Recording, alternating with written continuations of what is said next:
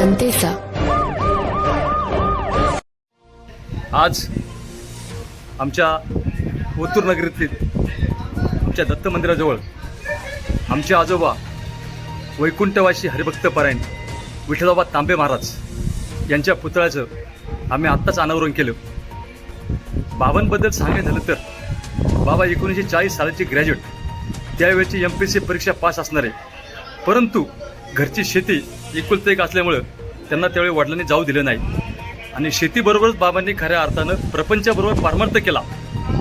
गावोगावी जाऊन खेडेपाड्यात जाऊन अगदी पायी प्रवास, बैलगाडी प्रवास, कीर्तनाच्या माध्यमातून खऱ्या अर्थानं समाज प्रबोधन केलं.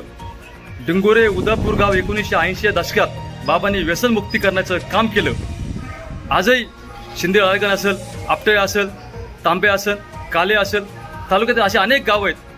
त्या ठिकाणी बाबांनी खऱ्या अर्थानं कीर्तनाच्या माध्यमातून समाज जागृतीचं काम केलं. कधी प्रसिद्ध माध्यमाच्या मागे बाबा लागले नाही. प्रसिद्ध पराभिमुख असणारं बाबांचं व्यक्तिमत्व तालुक्यात कमी परिचित असेल, परंतु ते नेहमी सांगायचे, मला कधी प्रसिद्ध देऊ नका, जे मला करायचं कार्य देवासाठी करायचे, समाजासाठी करायचे, प्रमादाच्या माध्यमातून मला समाजसेवा करायची. आणि बाबांनी खऱ्या अर्थानं हा ओतूर पंचकोश असेल, तालुक्यातील अनेक खेडेपाडे असतील, अगदी मावळपट्टा असेल, रात्र बाबा पायी जायचे. त्या काळामध्ये पूल नसायचे, वड्यातून जायचे, पाण्यातून जायचे, परंतु त्या ठिकाणी कीर्तन सेवा करून पहाटे घरी यायचे. असे आमचे बाबा. आणि बाबांचं आज खऱ्या अर्थानं बाबांचं स्मरण आमच्यात कायम राहावा, आमच्या पुढील पिढीला राहावा.